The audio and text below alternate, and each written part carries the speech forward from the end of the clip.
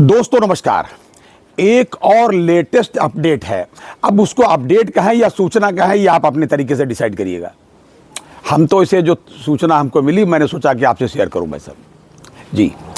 चूंकि साल ख़त्म हो रहा है, 2025 में कोई भी काम रिटायरीज़ का, पेंशनर्स का, बैंक पेंशनर्स का हुई भी नहीं किया, कुछ भी नहीं हुआ भाई साहब।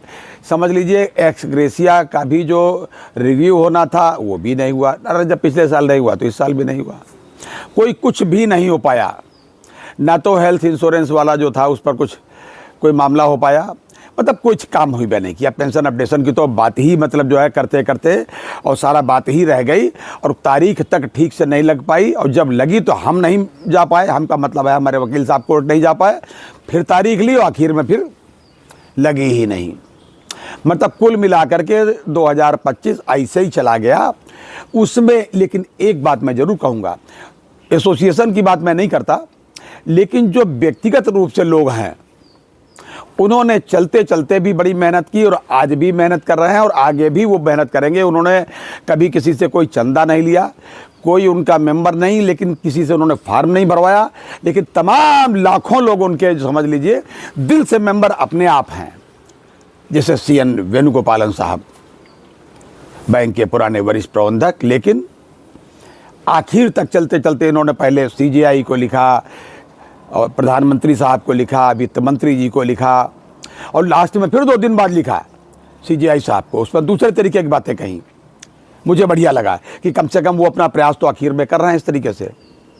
लेकिन ये अलग का विषय है, ये उनकी अपने उद्गार हैं। एक एसोसिएशन है AIBRF, जिसके जनरल सेक्रेटरी SC जैन साहब हैं। अरे अपने वही इंदौर वाले SC जैन साहब। SC जैन साहब कैसे पीछे रहते हैं भाई? तो पहले तो उन्होंने अपना भाई जो भी कराया धरना प्रदर्शन वगैरह, अभी 2 दिन पहले बरेली में कराया, फिर लखनऊ में प्रदर्शन हुआ उनका। तमाम हमारे साथी भी थे वहाँ भाई, अब क्या कहें, मैं भी था, हालांकि मैं उनका मेंबर नहीं हूँ, लेकिन मैं भी था। मैं आपसे आज इसलिए ये वीडियो बना के आपको बता रहा हूँ कि एक प्रयास उन्होंने भी, अब इसको प्रयास करें या रिकॉर्ड कराने के लिए कहा कि भाई हमको भी रिकॉर्ड कर लो कि हमने भी चलते चलाते बड़ी मेहनत की। तो एक पत्र उन्होंने कल लिखा है IBA को। और लिखा क्या भाई साहब? लिखा किसको? IBA को। IBA जिसकी कोई हैसियत नहीं।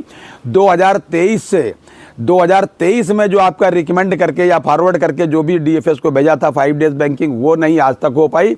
तो DFS का मतलब जो माफ़ करिएगा IBA का मतलब है ठीक से बिचौलिया भी नहीं है। उसको उन्होंने फिर से पत्र लिखवारा। पत्र क्या लिखा उसमें? दुनिया भर का लिखा कि साहब एक ग्रीवांसल से इसका जो रिड्रेसल सेल होना चाहिए। पत्र मैं उनका डाल रहा हूँ, थोड़ा लंबा पत्र है, अब पढ़ लीजिएगा पूरा पत्र उनका, जितना आपकी समझ में आया। मैं जो समझ पाया बता रहा हूँ भाई साहब।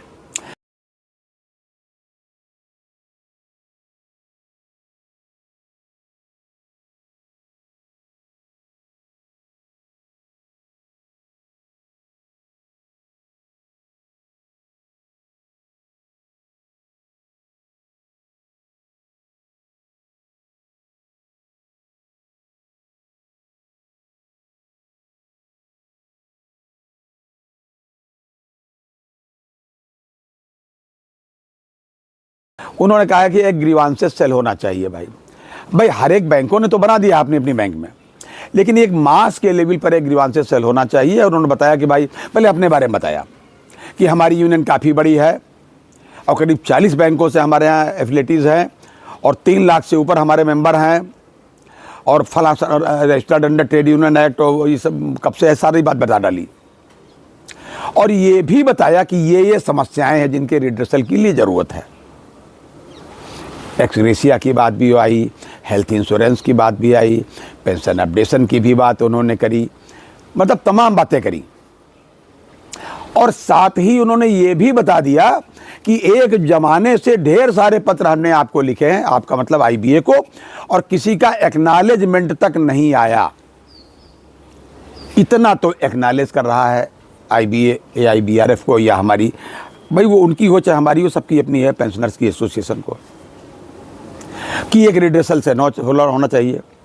अब आपको याद दिलाया, उन्होंने भी लिखा उसमें, मैं भी आपको याद दिलाऊं, 2021 में एक सेल ऐसे बना दिया गया था 5 सदस्यीय 6 सदस्यीय ऐसे कुछ था।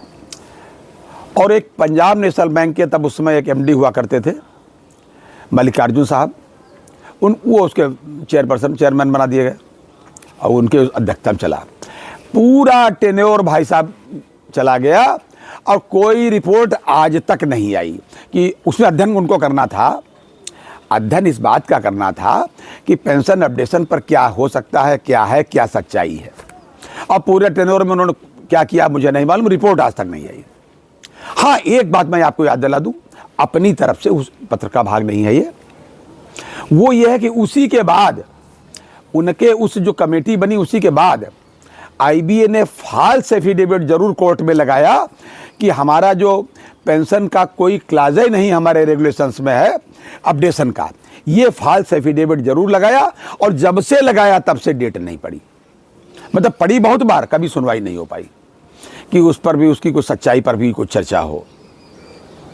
तो ये उन्होंने चलते चलाते जिसे रिकॉर्ड कराया जाता है कि 2025 में हमने कहाँ तक मेहनत की, हमने तो लास्ट में भी लिखा, तो मुझे तो केवल इतना ही लगा।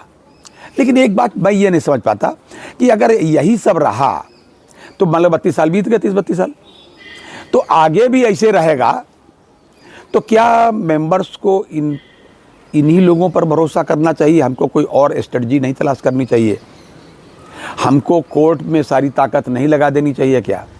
अरे सीधी सी बात है, हेल्थ इंश्योरेंस की बात आप करते हो, हेल्थ इंश्योरेंस पर आप जीएसटी की बात करते हो, ये बात क्यों नहीं करते कि जितने रिटायरीज हैं, बैंक पेंशनर्स हैं, उनका जो है हेल्थ इंश्योरेंस का प्रीमियम बैंक अदा करे? ये बात कहने में कौन सी शर्म आती भाई? खंडेलवाल कमेटी याद रखिए, क्या उसमें रिकमेंडेशन थी कि उसका जो वेलफेयर फंड है कहाँ कहाँ डिप्लॉय होना चाहिए? कोई मतलब नहीं, कमेटी हम नहीं बनाते, कमेटी वही बनती है, वो सब सरकार द्वारा ही निर्मित होती हैं, उनकी रिपोर्ट भी आती है। और गलती से कहीं कर्मचारियों के पक्ष में आ गई तो पता नहीं कहाँ चला जाता है, मुझे पता नहीं। तो बैठ करके तो काम नहीं बनने वाला। 2025 तो मान लीजिए गया, 2025 में कोई काम नहीं हो पाया, न तो पेंशन अपडेशन का सिंगला साहब के केस में एक बार भी सुनवाई नहीं हुई। सुनवाई जब आखिर में 10 दिसंबर को होने की नौबत आई तो भाई साहब ने अपने तारीखें मांग ली। अब मैं इसमें क्या कह सकता हूँ, 17 तारीख आई, 17 तारीख को पहुँचा नहीं मामला, वहाँ तक कुछ भी नहीं हुआ भाई साहब। स्पेशल अलाउंस वाला मामला भी नहीं हो पाया। 191 उसमें केसेस क्लब है, के कलिया के नाम से जो केस जाना जाता है। ग्रेच्युटी का भी मामला है, उस पर भी कुछ नहीं हो पाया। कम्यूटेशन की रिकवरी का मामला भी है, उसमें भी लास्ट में कुछ नहीं हो पाया। बीच में स्टे मिले, फिर स्टे वैकेट हो गए, फिर कमेटी बनी, उसकी भी कोई रिपोर्ट नहीं आई। तो भाई देखिए, जैसे ये कम्यूटेशन का मामला है, ये तो बैंकर्स का सारे लोगों का है। तो मैं तो ये समझता हूँ कि कर्मचारी जितना मजदूर वर्ग है, उन सबको एक होकर के इसके बारे में एक स्ट्रेटजी बनानी चाहिए।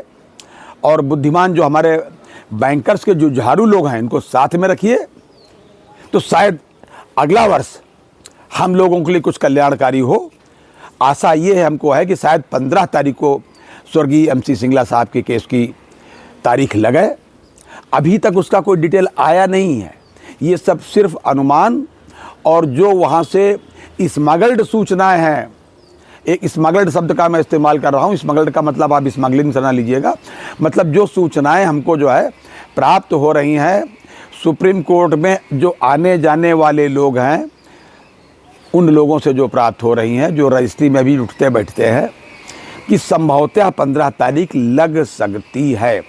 पहले तो वीकली वाले में नाम आवे, तब तो डेली वाले में आवेगा। जब वीकली वाले में आवेगा, उसका एक ठीक ठाक सीरियल होगा और फिर टेकअप भी हो। तो मैं बड़े ही कष्ट के साथ कह रहा हूं कि 2025 में कुछ नहीं हुआ, लेकिन इतना जरूर कहता हूं कि न्यायालय में भी देर है लेकिन अंधेर नहीं। जैसे खुदा के यहाँ, भगवान के यहाँ देर है अंधेर नहीं। हमें ऊपर वाले पर भी विश्वास करना चाहिए और न्यायालय पर भी विश्वास करना ही होगा। न्यायालय से कहीं कोई बच के नहीं जा सकता, बिल्कुल बच के नहीं जा सकता। RRB वालों का उदाहरण आप सीधे सीधे देख लीजिए, सब कुछ उन्होंने ले लिया, उनके पास कुछ भी नहीं था, वेतन ही नहीं था। पेंशन की बात छोड़िए भाई साहब, वेतन भी उनके पास कुछ भी नहीं था, पूरा वेतन उन्होंने ले लिया। उन्होंने पेंशन ले ली, उन्होंने कंप्यूटर इंक्रीमेंट ले लिया। पेंशन कहाँ से ले ली? जहाँ से उनको मिलनी चाहिए थी। लेकिन कब मिली? जब तत्कालीन डीएफएस राजीव कुमार जी चंगुल में कोर्ट के फंसते नजर आए, तब उन्होंने डीएफएस से जो वर्तमान के जो लोग थे उनसे बात करके वहाँ अपना एफिडेविट लगवाया कि नहीं साहब हम देने को तैयार हैं। सारी चीज़ें ले ली गई, लेकिन अभी भी आरआरबी वालों का केस पेंडिंग है। आरआरबी वालों का है ना भाई साहब, 1993 जो मिलना चाहिए वो आपने हमको 2024-25 में दिया। ये कौन सी बात हुई भाई साहब? उसका ब्याज कौन देगा? ये जज्बा होना चाहिए, तब पेंशन अपडेशन की बात हम लोग करें और लड़ के लें। लेकिन मैं आपको पूरे विश्वास के साथ कह सकता हूं भाई साहब कि आपको धैर्य रखना होगा और विश्वास रखना होगा। और जो लोग कोर्ट में MC सिंगला साहब का मामला देख रहे हैं, उनको जो आप संभव मदद कर सकें, जो सुझाव दे सकें, तन मन धन से जो कह सकें, जो भी आपके सुझाव हों अवश्य दें। बेबाकी से कमेंट करें उस पर। मतलब आप ऐसा नहीं घर बैठ कर नहीं कि हो जाएगा तो कुछ भी नहीं। सिंगला साहब तो बेचारे पूरी मेहनत करके वहाँ चले गए। उसके बाद उत्तर प्रदेश से देखिए दिलीप चौहान साहब चले गए, कोल्हापुर से हमारे एक अन्य बहुत ही जुझारू लीडर चले गए, और इसके अतिरिक्त रेगुलर लोग जा रहे हैं भगवान के यहाँ। सर्दी की सीजन भी है। आपसे रिक्वेस्ट करेंगे कि धैर्य रखें और अपनी सेहत का पूरा ध्यान रखें। ये था आज तक का अपडेट। अगली बार फिर किसी अपडेट के साथ मिलते हैं, और ऊपर वाले से प्रार्थना करते हैं कि आपकी ऐसा अपडेट देने के लिए, बताने के लिए मुझे इस लायक कर दे कि मैं आपको बता सकूं कि पेंशन अपडेशन के मामले में सुप्रीम कोर्ट ने अपना निर्णय आपके पक्ष में दिया है। ऐसा हो और मैं आपको ऐसा सुनाऊं, ईश्वर से ये प्रार्थना करता हूं। फिर अगली बार मिलते हैं, तब तक के लिए इजाजत दीजिए। जय हिंद, जय भारत, नमस्कार।